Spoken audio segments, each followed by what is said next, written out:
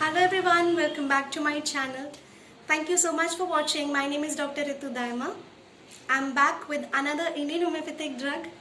आज जिस मेडिसिन के बारे में हम लोग बात करेंगे उसका नाम है एटिस्टा इंडिका। मेरी लास्ट वीडियो मैंने अपलोड की थी जिसमें हमने बात की थी एटिस्टा रैडिक्स के बारे में, और मैंने आपको तभी कहा था कि हम बात करेंगे नेक्स्ट वीडियो में एटिस्टा इंडिका के बारे में। दोनों ही सेम फैमिलीज से हैं, बहुत सारे सिम्टम्स इन कॉमन हैं, लेकिन एटिस्टा रैडिक्स बहुत ही स्मॉल सी ड्रग थी। एटिस्टा इंडिका में थोड़े ज़्यादा सिम्टम्स हैं, बहुत ही इंपॉर्टेंट सिम्टम्स हैं, और इस वीडियो में हम उसके clinicals, family, that means natural order, इसका common name, choice of potency, इन सभी चीज़ों पर बात करेंगे। Even we will compare it with Atista radix. So please do watch it till end, और अगर आपको वीडियो पसंद आती है तो आपको लाइक कर लेना है। Please subscribe it with your friends जो भी होम्योपैथी प्रैक्टिस करते हैं या फिर जो होम्योपैथी पढ़ रहे हैं। ये बहुत बहुत हेल्पफुल होने वाली है सभी Indian homeopathic drug for practice also and for your examinations also. So do subscribe my channel, press the bell icon right next to it for further notifications, and thank you so much. Let's get started. Atista indica की अगर हम बात करें तो एटिस्टा indica का भी नाम जो है वो रूट ऑफ एश शियोरा ही है। इसको सिर्फ एश शियोरा भी लिखते हैं। इसका कॉमन नेम अगेन बनिम्बू है, एटिस्टा रैडिक्स की ही तरह। एक और इसका कॉमन नेम है एडिशनल, जिसे किमेरा कहते हैं। किमेरा एटिस्टा इंडिका का ही नाम है। इसका natural order again Rutaceae from the same family. इसकी जो फर्स्ट प्रूवर है वो है डॉक्टर कति कुमार भट्टाचार्य, एंड मैं ये चीज़ आपसे एटिस्टा रैडिक्स में नहीं बता पाई कि उनके फर्स्ट प्रूवर जो है वो है कति कुमार भट्टाचार्य। तो एटिस्टा रैडिक्स भी उन्होंने ही प्रूव की, एटिस्टा इंडिका भी उन्होंने ही प्रूव की। दोनों ही मेडिसिन जो हैं कुछ एक सिम्टम्स इन कॉमन है और कुछ एक सिम्टम्स अलग है, तो हम सभी सिम्टम्स के बारे में बात करेंगे। डॉक्टर कति कुमार भट्टाचार्य ने जब इस प्लांट को हेल्दी ह्यूमन बींग्स में प्रूव किया तो he found certain symptoms which were in common like Atista radix, जैसे कि वार्म कंप्लेंट्स होना, वार्म कंप्लेंट्स की वजह से इंडाइजेशन होना, या फिर बिलियरी कॉलिक, डायसेंट्री, ये सभी चीज़ें बिल्कुल सेम मिली। लेकिन एटिस्टा इंडिका में एक बहुत ही प्रोमिनेंट सिम्टम मिला जो एटिस्टा रैडिक्स में कहीं नहीं है, विच इज़ फीवर। तो ये मेडिसिन सबसे ज़्यादा मैं इस वीडियो में जिस पॉइंट पर सबसे ज़्यादा आपका ध्यान देना चाहूँगी कि फीवर्स के बारे में पढ़ना बहुत ज़्यादा ज़रूरी है। इफ़ यू आर रीडिंग एटिस्टा रैडिक्स, आपको फीवर बहुत इंपॉर्टेंट पता होना चाहिए।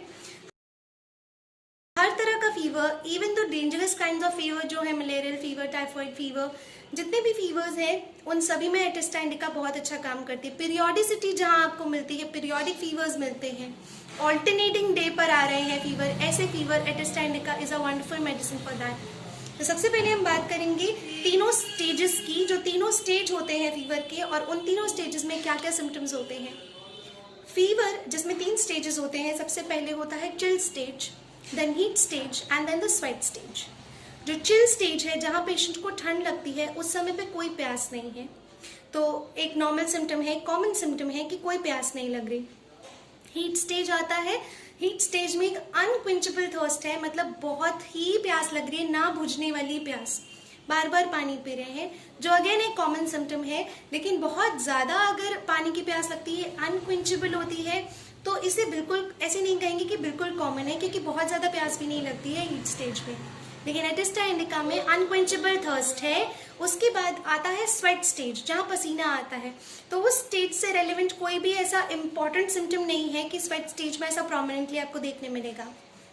हीट स्टेज में या फिर जब फीवर पेशेंट को चढ़ रहा है, सबसे इंपॉर्टेंट चीज़ जो आपको देखने मिलती है वो है पैल्पिटेशंस। पेशेंट को अपने दिल की धड़कनें खुद सुनाई देती हैं, उनको ऐसा लगता है उनका दिल धड़क रहा है। If you take the pulse of the patient, उस समय पे जब आप पल्स लेते हैं तो पल्स जो है बहुत फास्ट आती है, फुल बाउंड पल्स आती है, बहुत ही अच्छे से आपको फील हो जाएगी जब आप हीट स्टेज में उनकी पल्स ले रहे हैं। लेकिन जैसे जैसे फीवर सबसाइड कर रहा है, जैसे जैसे फीवर रेमिशन में जा रहा है, तो जो पल्स है वो वीक हो जाती है, पल्स स्लो हो जाती है, फीबल हो जाती है, आपको शायद महसूस भी नहीं हो, इस तरह की पल्स हो जाती है। तो फुल हार्ड क्विक पल्स जहाँ हीट स्टेज में है, वहीं रेमिशन होने पर वो वीक और स्लो हो जाती है। सेकेंड इम्पॉर्टेंट सिम्टम जो फीवर से रिलेटेड है वो है फीवर की पीरियोडिसिटी। हर एक ऑल्टरनेट डे पर फीवर आना, जैसे कि आपको आज फीवर चढ़ा है, कल आपको बिल्कुल बुखार नहीं है, उसके अगले दिन फिर आपको बुखार है, तो एक दिन एक छोड़कर आपको बुखार चढ़ रहा है और उतर रहा है, तो ये ऑल्टरनेटिंग डेज पर फीवर होना हुआ। Atista indica is a wonderful medicine for that. सुबह 5 बजे से 10 बजे के बीच में आपको बुखार चढ़ रहा है, रात के 3 बजे तक चढ़ रहा है, उतर रहा है, चढ़ रहा है, उतर रहा है, ऐसे इस तरह से पैटर्न चल रहा है। या फिर आपका बुखार उतरने में नहीं आता, आपको सुबह से चढ़ा हुआ बुखार आपको जाके पूरा 24 घंटे के बाद आपको जो है टेम्परेचर ऊपर नीचे होता रहेगा। जैसे कि अगर आपको 100 है तो 99 हो गया, या देन 101 हो गया, देन आपको 98 हो गया।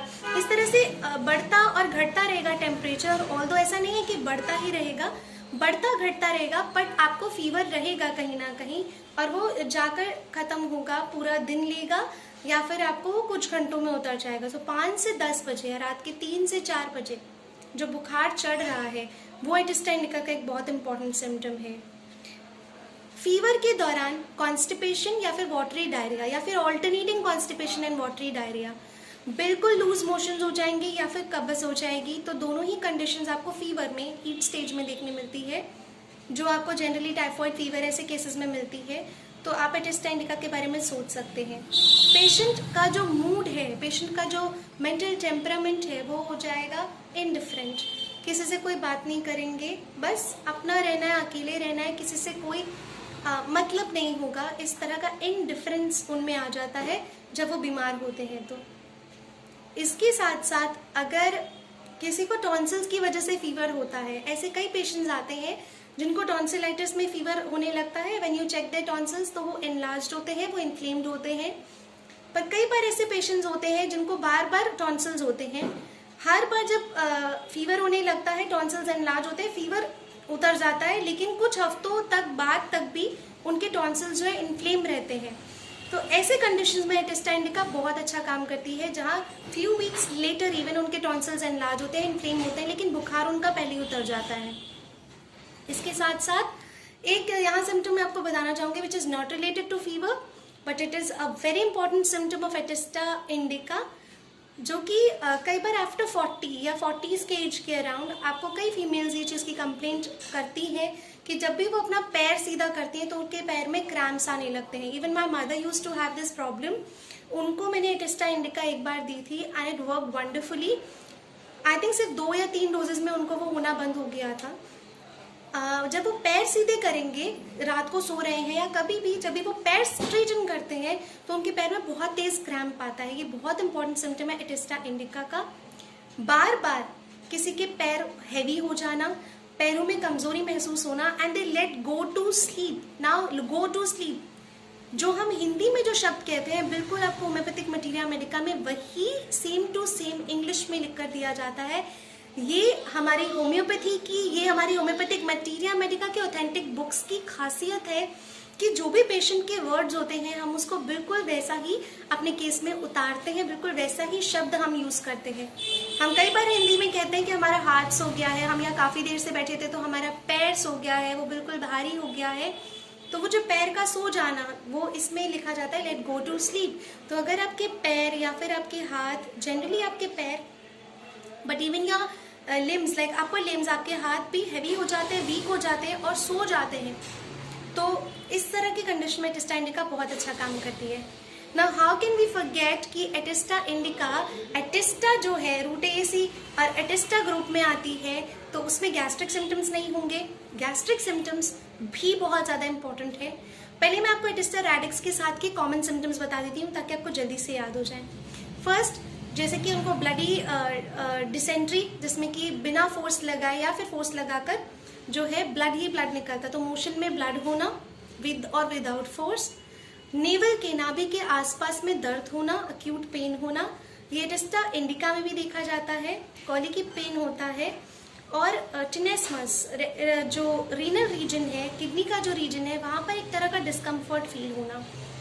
इसके अलावा बहुत सारे सिम्टम्स इंपॉर्टेंट हैं, जैसे सबसे पहले पेशेंट जो खा रहा है, एपेटाइट उनकी कैसी है। एपेटाइट पेशेंट की कैनाइन है, बहुत ज़्यादा भूख लगती है, पेट जो है ऐसा लगता है पेट में हैवीनेस है, पेट भरा भरा लगता है और बहुत ज़्यादा भूख लगती है। लिक्विड फूड्स जितने भी होंगे एटेस्टा इंडिका बिल्कुल पसंद नहीं करते लिक्विड फूड्स, उनको सॉलिड फूड पसंद है। लेकिन अगर आपको किसी भी पेशेंट में बहुत ज़्यादा स्ट्रॉन्ग डिज़ायर मिल रही है नींबू पानी की, कि वो वैसे जनरली भी उन्हें नींबू पानी बहुत पसंद है या फिर जब से वो बीमार पड़े हों वो बार बार नींबू पानी पीने के लिए मांगते हैं, एटेस्टा इंडिका में there is a strong desire for lime juice, ये चीज़ बहुत इंपॉर्टेंट है। देन पेट में हैवीनेस, डकारे आना, जो कि डकारे आने पर पेट की जो गैस है उसमें राहत मिलना, ये सिम्टम आपको कार्बोवेज में भी देखने मिलता है, but these two medicine are entirely different. आप जब भी प्रेस्क्राइब करें इस सिम्टम पर तो देख लीजिए कि बाकी सारे सिम्टम्स मैच कर भी रहे हैं या नहीं। लेकिन पेशेंट को जो गैस बनती है उसमें डकार लेने से टेम्पररीली उनको रिलीफ मिलता है। सुबह सुबह जब भी पेशेंट उठता है तो उसके मुंह में बहुत ज़्यादा म्यूकस आना, बलगम नहीं कहूँगी, बहुत ज़्यादा सॉल्टी सा वाटर आना या मुंह में बार बार पानी आना, जो कि अगेन इनडाइजेशन का साइन है। अगर आपको हाइपर एसिडिटी रहती है तो मुंह में बहुत ज़्यादा पानी सुबह सुबह आना जिसे आपको बार बार स्पिट करना पड़ रहा है, ये बहुत इंपॉर्टेंट सिम्टम है एटेस्टा इंडिका का। इसके अलावा अगर आपने खाना खाया उसके 3-4 घंटे बाद जाकर आपको सीने में जलन होने लगती है, मतलब आप खाना खा रहे हैं उसके इमीडिएटली बाद आपको कुछ नहीं हो रहा है, 3-4 घंटे बाद आपको बहुत ज़्यादा एसिड बन रहा है, तो आप एटेस्टा इंडिका ले सकते हैं। अगेन हाइपरक्लोरहाइड्रिया, बहुत ज़्यादा हाइपर एसिडिटी है। I even uploaded a video on hyperchlorhydria जिसमें कि हाइपर एसिडिटी में आप कौन कौन से और मेडिसिन ले सकते हैं, देख सकते हैं, तो आप उसे भी प्लीज़ चेकआउट कीजिएगा। उसका लिंक मैं डिस्क्रिप्शन बॉक्स में ज़रूर दे दूंगी। एटेस्टा रैडिक्स का भी मैं लिंक आपको डिस्क्रिप्शन बॉक्स में ज़रूर दे दूंगी। देन अगेन वेरी इंपॉर्टेंट एक और सिम्टम रहता है कि वॉर्म्स की वजह से जिनको इंडाइजेशन हो जाए, मतलब कि पेट उनका ठीक नहीं रह रहा है क्योंकि पेट में कीड़े हैं, तो एटेस्टा इंडिका बहुत अच्छा काम करती है। इंडाइजेशन, ऑल थ्रू इंडाइजेशन, बार बार डकारे आना, खाना खाने के बाद डकारे आना, again a very important symptom of Atesta indica. So if you are getting a person who is having a lot of gastric problems, you must think of these Atesta indica. At least Atesta indica, you can think of many other medicines which are liver related. आप और भी बहुत सारी medicine सोच सकते हैं, लेकिन Atesta indica को प्लीज डू कंसिडर इट, क्योंकि इसमें बहुत ही इंपॉर्टेंट सिम्टम्स हैं इंडाइजेशन से और हाइपर एसिडिटी से रिलेटेड। ज़रूरी नहीं है कि फीवर हो, फीवर नहीं भी हो तो आपको गैस्ट्रिक सिम्टम्स मिल रहा है, उसके बेसिस पर भी दे सकते हैं। सिर्फ पेशेंट को फीवर मिल रहा है, फीवर से रिलेटेड सारे सिम्टम्स मैच कर रहे हैं, तो आप एटेस्टा इंडिका दे सकते हैं। तो इसी के साथ एटेस्टा इंडिका पर जो ये वीडियो है वो फिनिश हो गई है। सारे सिम्टम्स मैंने आपको अच्छे से बता दिए। आई होप आपको ये वीडियो अच्छे से समझ आ गई हो, पसंद आई है तो प्लीज़ लाइक कर लीजिए, शेयर कर लीजिए, and do subscribe my channel if you haven't subscribe it till yet. Press the bell icon for further notifications. Next Indian homeopathic drug जो लेकर आने वाली हूँ वो बहुत ही इंटरेस्टिंग है, विच इज़ ब्लैटा ओरिएंटालिस। बहुत इंपॉर्टेंट ड्रग है, क्लिनिकल पॉइंट ऑफ व्यू से बहुत इंपॉर्टेंट ड्रग है, एग्जामिनेशन पॉइंट ऑफ व्यू से, so please do check that out also. Thank you so much, stay connected with homeopathy.